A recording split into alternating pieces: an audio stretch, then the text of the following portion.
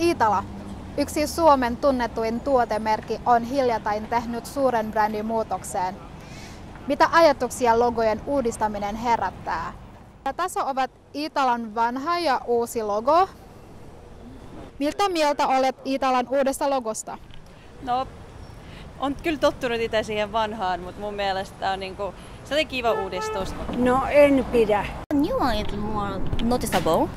I don't think I like it as much as the original. Yeah, I don't know. The new logo makes me think that they're a clothing brand. The old logo looked more like a design brand. Ja mitä mieltä olet siitä, että tällaisia ikonisia merkkejä tai logoja uudistetaan? Varmasti herättää mielipiteitä. En näe tarpeelliseksi välttämättä sitä, että kuitenkin ihmiset on tottunut niihin, jota traditiot on ihan hyvä alla. It's a good idea to renew their logos or their catch copies because the world is changing.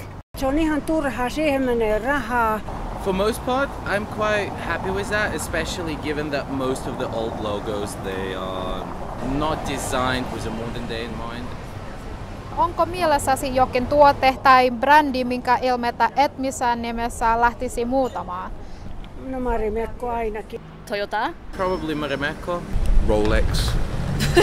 Musta tuntuu, että kaikki on kuitenkin muuttunut, tai silleen Applekin on sellainen, että sekin on vuosien vartain niin kuin ajan myötä. Et muumit on niin sellaiset, en mä edes usko, että miten niitä, tai mä en tiedä edes miten niitä voi muuttaa.